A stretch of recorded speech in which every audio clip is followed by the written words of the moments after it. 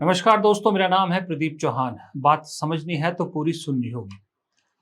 दोस्तों, राहुल गांधी की जो वोटर अधिकार रैली है तेजस्वी जिसमें साथ है बिहार में, जैसे जैसे आगे बढ़ रही है वैसे वैसे एग्जैक्टली भारत जोड़ो यात्रा वाला असर वहां तक दिख रहा है। अब असर यात्रा शुरू होने से पहले ही सामने सत्ता और चुनाव आयोग में तो दिख ही गया था। वो तो आपको बताने की जरूरत नहीं कि कैसे पहले ही दिन राहुल गांधी की इस यात्रा को कमतर आंकने की गलती कर दी और इसे ओवरशैडो करने की एक बहुत बड़ी भूल कर दी, जिसके चक्कर में हमारे ज्ञानी बाबा मुख्य चुनाव आयुक्त ज्ञानेश कुमार जी ने अपनी फजीयत करवा ली। और मोदी जी को बेचारे कोई देखने वाला भी नहीं था जो भी इवेंट कर रहे थे। खैर, लेकिन जैसे जैसे आगे बढ़ रही है, सासाराम से शुरू हुई यात्रा जब गया तक पहुंची तो भीड़ जो इस यात्रा को देखने के लिए, इस यात्रा में शामिल होने वाले की बढ़ती जा रही थी। और जैसे जैसे यात्रा आगे बढ़ रही है वैसे वैसे भीड़ आगे और बढ़ती जा रही है। उसी भीड़ में से ये तस्वीर जो आप देख रहे हैं आपकी स्क्रीन पर कि जो नाच रहे हैं, ये नाचते हुए लोग कांग्रेस के कार्यकर्ता, ये एक अपने आप में कहानी बताते हैं कि पिछले 2 हफ्तों में राहुल गांधी ने कांग्रेस का क्या कायाकल्प किया है। वोट अधिकार, वोट चोरी के मामले ने कांग्रेस का पूरा स्वरूप ही बदल दिया है। इस यात्रा में बिहार जैसी जगह पर जहां कांग्रेस के दफ्तरों में इतने बड़े बड़े ताले लगे होते थे और बाहर लॉन में कई फुट ऊंची घास उग चुकी थी, जंगली घास उग चुकी थी, उस बिहार में कांग्रेस का कार्यकर्ता गली सड़कों में झंडे लिए दिख रहा है, राहुल गांधी का स्वागत करता दिख रहा है, आरजेडी और लेफ्ट के कार्यकर्ताओं के साथ मिलकर चलता दिख रहा है। ये असर दिखना शुरू हो गया शुरुआत में। लेकिन ये तो चलो यात्रा की बात है, मैं कुछ और बात भी करना चाहता हूं आज। आपको याद है कुछ दिन पहले गोदी मीडिया ने एक बड़ा सॉलिड नैरेटिव बिहार को लेकर कांग्रेस के खिलाफ बनाया था। वो था जिस दिन राहुल गांधी पटना में तेजस्वी यादव के साथ धरने पे उतरे थे। उस दिन पूरा दिन हमारी गोदी मीडिया ने एक खबर चलाई थी, हालांकि वो खबर थी ही नहीं। फिर भी हमारे यहाँ तो पता है ना कि विपक्ष के खिलाफ खबरें बना बना के बाकायदा चलाई जाती। वो खबर थी कि पप्पू यादव और कन्हैया कुमार को ट्रक पर नहीं चढ़ने दिया गया। कन्हैया कुमार और पप्पू यादव की भारी बेइज्जती हुई और उन्हें अलग अलग इंटरव्यूज में उसके बाद कुरेदने की कोशिश की, बहुत कोशिश की गई, उनके मुंह से कुछ निकला, लेकिन दोनों ने पार्टी के खिलाफ कुछ नहीं बोला, ना ये कहा कि हमारी बेइज्जती हुई थी। उन्होंने कहा था जो प्रोटोकॉल था उस हिसाब से। उसी गोदी मीडिया को कल जब भारत जोड़ो यात्रा, ये माफ कीजिएगा, वोट अधिकार यात्रा शुरू हुई तो राहुल गांधी ने कुछ ऐसा किया कि ये गोदी मीडिया जल भुन कर रह गई। ये आपकी स्क्रीन पे तस्वीर देखिए। जो गोदी मीडिया कुछ दिन पहले पप्पू यादव और कन्हैया कुमार को ट्रक पे ना चढ़ने को लेकर बहुत बड़ी खबर बता रही थी, कांग्रेस के अंदर बेइज्जती बता रही थी, कल जब मंच पर राहुल गांधी ने अपने साथ इन दोनों को फ्रंट रो में बिठाया, जहां पर आरजेडी भी थी, लेफ्ट भी थी, मुकेश सहनी भी थे, सब थे, इन दोनों को अपने साथ आगे जगह दी, तब गोदी मीडिया चूं तक नहीं कर पाई, बल्कि जल भुन कर रह गई। वो तो इस उम्मीद में थे कि भाई फिर से इन दोनों के साथ व्यवहार अच्छा नहीं होगा, फिर हमें खबर मिल जाएगी, फिर हमें बनाने के लिए मसाला मिल जाएगा और फिर हम खूब परोसेंगे कि देखिए पप्पू यादव और कन्हैया की फिर बेइज्जती। लेकिन जब फ्रंट रो पे राहुल गांधी ने बैठाया तो गोदी मीडिया ने अपने कैमरे भी साइड कर लिए, चुपचाप, कहीं कोई खबर नहीं, कुछ नहीं, चुपचाप शांति से। राहुल गांधी दरअसल समझ चुके हैं कि गोदी मीडिया को ना इसी की भाषा में जवाब देना बहुत जरूरी है। इसलिए अब समझ में आ रहा है कि राहुल गांधी क्यों हर प्रेस कॉन्फ्रेंस में मीडिया को लेकर उन पर तीखा प्रहार करते थे और करते रहे। आजकल तो बेशक उन्होंने कुछ कम भी कर दिया है, लेकिन असल हकीकत ये वो भी जानते हैं कि इन्हें इसी तरह से आईना दिखाया जा सकता है, क्योंकि नहीं तो इनको जितना मसाला दोगे, उस पर जितना रिएक्ट करोगे, ये उतना ज्यादा गलत खबरें चलाते रहेंगे। खैर, जब यात्रा की बात आई तो यात्रा के दौरान अब यात्रा की खलबली, मैंने कहा जैसे दिल्ली में दिख गई। दिल्ली में इस वक्त बहुत परेशानी है। दिल्ली में चुनाव आयोग, खास करके अपने मुख्य चुनाव आयोग बहुत परेशानी में, क्योंकि कल शाम को जैसे मैंने वीडियो में बताया था कि महाभियोग लाने की विपक्ष एक तरह से तैयारी कर चुका है और ये महाअभियोग को लेकर जो एनडीए के सहयोगी है सबसे ज्यादा दुविधा में वो होंगे। अगर विपक्ष महाअभियोग लाता है तो चाहे वो इधर जाएं, चाहे वो उधर जाएं, चाहे वो एब्सटेन करें, तीनों ही पोजीशन में उनकी स्थिति बहुत डावाडोल है। आलम यह है, सुना है कि जो नए बीजेपी ने कैंडिडेट दिए हैं वाइस प्रेसिडेंट के लिए, उपराष्ट्रपति के लिए, उनको समर्थन करने के लिए खुद राजनाथ सिंह की ड्यूटी लगाई और राजनाथ सिंह ने न सिर्फ बीजेडी के नवीन पटनायक को फोन किया बल्कि डीएमके के स्टालिन को भी चेन्नई तक फोन किया कि हमारे कैंडिडेट को सपोर्ट कीजिए। क्या भरोसा नहीं है अपने एनडीए सहयोगियों पर जो डीएमके को फोन करना पड़ रहा है? कांग्रेस को तो नहीं किया, समाजवादी पार्टी को तो नहीं किया, इन दोनों को फोन किया है। इसका मतलब कुछ दरार पड़ने की आशंका है, कुछ तो है जिसके लिए राजनाथ सिंह की ड्यूटी लगाई गई बाकायदा। और वरना राजनाथ सिंह ने किया, ना जेपी नड्डा ने किया, ना अमित शाह ने किया, राजनाथ सिंह की ड्यूटी लगाई। क्योंकि विपक्ष में अगर किसी की कोई रिस्पेक्ट है तो वो राजनाथ सिंह की, ये जानती है बीजेपी। दूसरी तरफ राहुल गांधी इस यात्रा के दौरान चुनाव आयोग को हर कदम पर चुनाव आयोग को आईना दिखा रहे हैं और दिखाते रहेंगे इस पूरी यात्रा के दौरान। बहुत बड़ी गलती कर दी चुनाव आयोग ने, जो यात्रा के पहले दिन ही प्रेस कॉन्फ्रेंस कर दी और अपनी सारी कमजोरियां खोल के रख दी। अब हर कदम पर राहुल गांधी आईना दिखाएंगे। कल बाकायदा ऐसे लोगों से मिलकर राहुल गांधी ने वीडियो बनाकर चुनाव आयोग को आईना दिखाया जिनके वोट कट चुके हैं, जबकि चुनाव आयोग ने वोट कटने के क्या क्या कारण दिए थे ये तो आपने सुने ही थे। जब ये लोग वोट चोरी करते हैं तो ये इस आत्मा पर आक्रमण करते हैं, ये इस संविधान पर आक्रमण करते हैं, ये भारत माता पर आक्रमण कर रहे हैं। और हम भारत माता पे ना नरेंद्र मोदी को ना इलेक्शन कमीशन को आक्रमण करने देंगे। इस संविधान को कोई नहीं मिटा सकता, इस संविधान को कोई नहीं छू सकता। और इलेक्शन कमिश्नर, आप अच्छी तरह समझ लो, अगर आपने अपना काम नहीं किया तो आप पर सख्त कार्रवाई होने जा रही है। में इलेक्शन चोरी कर लिया है, यहाँ पे आपके वोट इसलिए काट रहे हैं कि यहाँ पे इलेक्शन चोरी करने की सोच रहे हैं लोग। ऐसा भी है सर, जो पिछले चुनाव में हम वार्ड का चुनाव लड़े थे उसमें हमारे वार्ड में 600 प्लस वोट था। जो एसआईआर नया हुआ इसमें 1000 प्लस हो गया वोट, यानी 5-6 हो गया। इसमें नए वोटर जो हम लोग के काटा भी गया और नए वोटर ऐड हो गया। और नया वोटर जो ऐड हुआ उन लोग के हमारे वार्ड में भी एक घर नहीं है, एक घर भी नहीं है ना, वही तो मैं कह रहा हूँ, एक भी घर नहीं है। लेकिन ऐसे हम आपने उनको कभी देखा नहीं, जिंदगी में नहीं देखा। थोड़ा इनको देखिए मामला क्या है सर। हमारा पहचान पत्र का सर हमारा फोटो दूसरा है और अंधेरा कर दिया सर। अब कई साल से सर वोट मारते आ रहे हैं। ये आपकी फोटो नहीं है? नहीं है सर, ये किसी और की फोटो है? जी दूसरा कोई है। अब मारते हैं इसी तरह से, किसी और का फोटो जो है अब नाम कर दिया गया सर नया वाला में, किसी और का फोटो लगा दिया जी। उस फोटो से तो आप बहुत अच्छे दिखते हो। अच्छा, चुनाव आयोग की इस हरकत को देख के ना, कल जो विपक्ष की प्रेस कॉन्फ्रेंस हुई थी वहां पर, कल क्योंकि वीडियो लंबा ना हो जाता तो इसलिए शाम को छूट गया था, संजय सिंह जो आम आदमी पार्टी के हमेशा बहुत अच्छा बोलते हैं, कल उन्होंने एक गजब की बात की। वो बहुत अच्छा बोले चुनाव आयोग की प्रेस कॉन्फ्रेंस, और चुनाव आयोग ने जो इस प्रेस कॉन्फ्रेंस में कहा, थोड़ा सा लंबा बयान है, 2 मिनट के आसपास है, जरा सुनिए जरूर इसको, संजय सिंह का।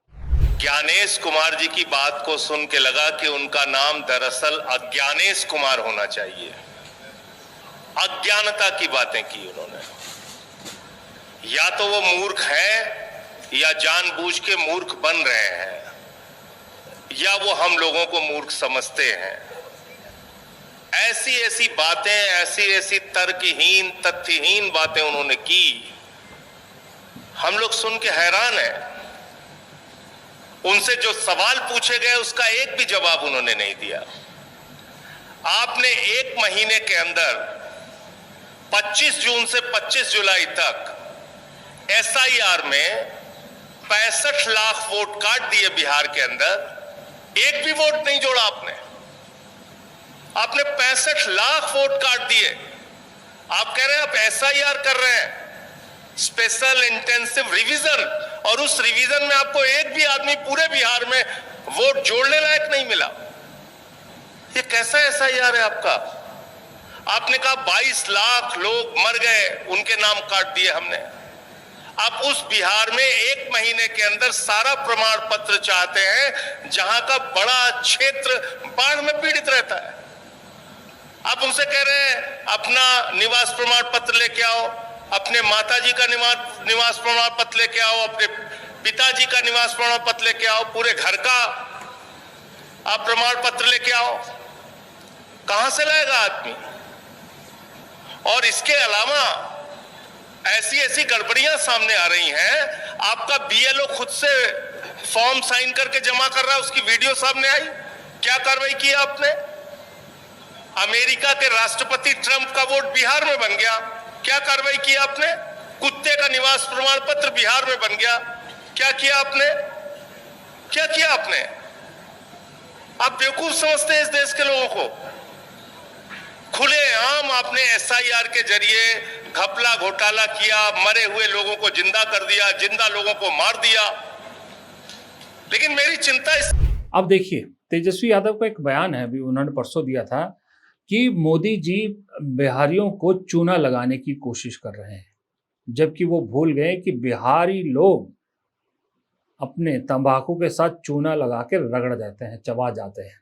ये बात मेरे दिमाग में रह गई थी कि अब इसी एटीट्यूड से तेजस्वी और राहुल दोनों बिहार में चुनाव आयोग की पोल खोलने में लगे हुए हैं। चुनाव आयोग का बाकायदा एक, आप कह सकते हो, आप पोस्टमार्टम होगा। अब सवाल कुछ लोग ये भी पूछ रहे थे कि भाई चुनाव आयोग जो है वो इतना ओपनली क्यों आ गया है, या चुनाव आयोग के लोगों को इतना प्रोटेक्ट करने के लिए बाकायदा सरकार को कानून क्यों बनाना पड़ा, क्या है सारी कहानी। दरअसल देखिए, चुनाव आयोग की नियुक्तियां से लेकर उनको बचाने तक अगर आप पैटर्न देखो तो बीजेपी की असलियत भी यहां सामने आती है। अब आप एक चीज सोचिए, बीजेपी की पहले पहचान क्या थी? बीजेपी की पहचान पहले ये थी कि ये पार्टी बनियों की पार्टी है, ये कहा जाता था ना, यानी बिजनेस कम्युनिटी जितनी है वो बीजेपी के साथ रहती थी। अब आप पिछले 3 जो मुख्य चुनाव आयुक्त हैं उनको देखिए, सुशील चंद्र अग्रवाल, उसके बाद राजीव कुमार अग्रवाल, फिर ज्ञानेश गुप्ता। सुशील चंद्र अग्रवाल, राजीव कुमार अग्रवाल, ज्ञानेश गुप्ता। अब वो मेरी पहली वाली बात कि बीजेपी किसकी पार्टी थी, अब आप खुद अंदाजा लगा लीजिए, नाम से आपको आइडिया लग गया होगा कि भले ही जितनी मर्जी बात करे कि दलित ओबीसी हमारे साथ हैं, ये उनके साथ है, ये उनके साथ है, लेकिन जब बात सिलेक्शन की आती है बीजेपी की तरफ से, तो सिलेक्शन उन्हीं जाति के लोगों को किया जाता है जो जाति उन्हें पसंद है, जो जाति को वो हमेशा साथ रखना चाहते हैं। अब ये कुछ कहने की जरूरत नहीं, आपके सामने ही। दूसरी बात, चुनाव आयोग ने उस दिन एक प्रेस कॉन्फ्रेंस में एक बड़ी अजीब सी बात की थी कि सीसीटीवी फुटेज हम इसलिए नहीं देते कि भाई महिलाओं, हमारी माताओं, बेटियों का जो है वो प्राइवेसी ब्रीच होती है, निजता का हनन होता है। अभी जरा आपकी स्क्रीन पे देखिए, ये जो, वो तो छोड़िए, जो हिंदू औरतें हैं वो तो मुंह खुला रख के आती है, लेकिन ये जो मुस्लिम महिलाएं बुर्के में आ रही है, इन मुस्लिम महिला जो बुर्के में, इनका भी चेहरा देखा जा रहा है। पुलिस अपनी ड्यूटी कर रही है, नो डाउट, इसमें कोई कोताही नहीं है, पुलिस अपनी ड्यूटी कर रही है, इसमें हमें कोई ऑब्जेक्शन नहीं है। लेकिन इस ड्यूटी को जो कैमरे में कैद किया जा रहा है और इस कैमरे से मीडिया में रिलीज किया जा रहा है, ये क्या है फिर? ये क्या निजता का हनन नहीं है? वोट डालते हुए आपको सीसीटीवी कैमरे लगा रखे हैं, हजारों करोड़ रुपया खर्च किया सीसीटीवी कैमरा पर चुनाव आयोग ने, सीसीटीवी कैमरा में आप वोट डालते हुए दिखते हैं, वो कैसे निजता का हनन हो गया? मुझे क्या, कई इस देश में बहुत से लोगों को ये बात समझ में नहीं आ रही, ये बात किसी के हजम नहीं हो रही। चुनाव आयोग से गुजारिश है, दोबारा एक बार प्रेस कॉन्फ्रेंस करके जरा ये बता दें कि कैसे इससे जो है आपकी प्राइवेसी ब्रीच होती है, कि आप गए हैं अंदर, बाहर तक, दरवाजे तक आपको इस देश की मीडिया का हर कैमरा कवर कर रहा है, शक्ल दिखा रहा है, आपके इंटरव्यूज, महिलाओं के इंटरव्यूज करता है, सब कुछ करता है, लेकिन बस मतदान केंद्र के अंदर जाते हुए जो सीसीटीवी में आप दिख रहे हो वो नहीं दिखना चाहिए, वहां निजता का हनन रहता है। कैसे? वैसे भी कांग्रेस तो ये कह रही है ना कि भाई 5 बजे के बाद जो लाइन बाहर लगती है, कितने लोगों ने वोट डाला, हमें उसकी फुटेज दे दो। बाहर तो कोई प्रॉब्लम नहीं है, एक बड़ा अजीब सा जो है वो तर्क दे के खुद फंस गए। ऊपर से आपको मैं और चीज बताऊं, जो वहां पर आपने प्रेस कॉन्फ्रेंस अगर देखी हो चुनाव आयोग की, जिस हॉल में वो बैठे थे, बहुत सारे पत्रकार थे, मेरे ख्याल से ज्यादा नहीं तो 100 के आसपास पत्रकार होंगे, 80 से 100 के बीच में। फिर भी उस हॉल की काफी कुर्सियां खाली थी। कुछ दिन पहले आपको याद है, विपक्ष के 300 सांसद मिलना चाहते थे। चुनाव आयोग ने कहा था हमारे पास 30 की जगह थी, उससे ज्यादा हम नहीं ले सकते थे, 30 से ज्यादा हमारे पास जगह नहीं है। ये हॉल किस लिए था? फिर यहां मिला जा सकता था कि नहीं मिला जा सकता था? मिला जा सकता था ना। अगर इसमें 300 नहीं भी आते, 300 कुर्सियां नहीं भी है, अगर कुछ लोग खड़े भी रह जाते तो क्या दिक्कत थी? लेकिन मिलना ही नहीं था, आने ही नहीं देना था, सच्चाई ये थी, इसलिए तो वो बहाना किया गया। अब एफिडेविट्स की बात, अब तो राहुल गांधी एफिडेविट नहीं देंगे, इसमें तो कोई बात अब छुपी नहीं है, इसमें कोई वो नहीं है। अब अखिलेश यादव और उनकी पार्टी 18,000 एफिडेविट का सबूत दे रही है। अब तो आज मैं देख रहा हूं, कल से लेके उस प्रेस कॉन्फ्रेंस के बाद चुनाव आयोग पहले सूत्रों के हवाले से तो चल रहा था, अब तो सूत्र भी बंद हो गए। अब तो सूत्रों का सूत्र भी नहीं मिल रहा कि वो सूत्र गए कहाँ। गोदी मीडिया ने भी हाथ एक तरह से खड़े कर दिए। गोदी मीडिया भी समझ गई कि तो फजीयत हो गई है। अब इस चुनाव आयोग को इस मामले में तो डिफेंड करना बेवकूफ़ी, अपनी बेइज्जती कराना है। चुनाव आयोग को ये प्रेस कॉन्फ्रेंस करनी ही नहीं चाहिए थी बेसिकली। गोदी मीडिया के लोग खुद कह रहे हैं। आप ऑफ द रिकॉर्ड किसी से पूछिएगा, बात कीजिएगा, वो यही कहेगा। ट्रोल, यहाँ तक कि जो IT सेल है बीजेपी का, वो भी नहीं बचा पा रहा है। प्रॉब्लम ये हो गई है, और प्रॉब्लम ये हो गई है कि जिस तरह से कल समूचे विपक्ष ने एक सुर में प्रेस कॉन्फ्रेंस करी, और बड़ी पार्टियों के सभी के रिप्रेजेंटेटिव थे वहाँ पर, और आपको मालूम है बिहार की इस यात्रा में भी 4-5 पार्टियां शामिल हैं। अब अगर एक सुर में चुनाव आयोग के खिलाफ पूरा विपक्ष हो गया है, तो देखिए महाअभियोग आए चाहे ना आए वो अलग बात है, लेकिन ये भारत के जो निर्वाचन सदन है, भारत का जो चुनाव आयोग है, उसकी क्रेडिबिलिटी पे बहुत बड़ा दाग लग गया है। बहुत से सर्वे आपने देखे होंगे जिसमें लोगों ने कहा है कि अब चुनाव आयोग पे उनका भरोसा बिल्कुल, किसी ने 11% टोटल में आ रहा है कि लोगों को भरोसा है, कोई 16%, कोई 15%, बिल्कुल लोगों का विश्वास जो है चुनाव आयोग से हट गया। अब ऐसे में अगर चुनाव आयोग जैसी बड़ी संवैधानिक संस्था के ऊपर लोगों का विश्वास खत्म हो जाता है, ऑपोजिशन का विश्वास खत्म हो जाता है, देश की ज़्यादातर पॉलिटिकल पार्टीज का विश्वास खत्म हो जाता है, तो फिर ये भारतीय लोकतंत्र के लिए अच्छे संकेत नहीं है। कल ही मैं कहीं पढ़ रहा था कि पूर्व जस्टिस जो संजीव खन्ना है, उन्होंने एक कहीं बात कही। उन्होंने कहा कि अगर निर्वाचन आयोग को चुनाव टालने का अधिकार मिल जाता है तो एक तरह से ये पूरे देश में राष्ट्रपति शासन लगाने के जैसे होगा, अप्रत्यक्ष राष्ट्रपति शासन होगा। ये वो 1 नेशन 1 इलेक्शन के सिलसिले में बोल रहे थे कि अगर नेचुरल सी बात है, अगर 1 नेशन 1 इलेक्शन लागू होता है तो बहुत से प्रदेशों के चुनाव टालने पड़ेंगे, किसी के प्री पोल करने पड़ेंगे।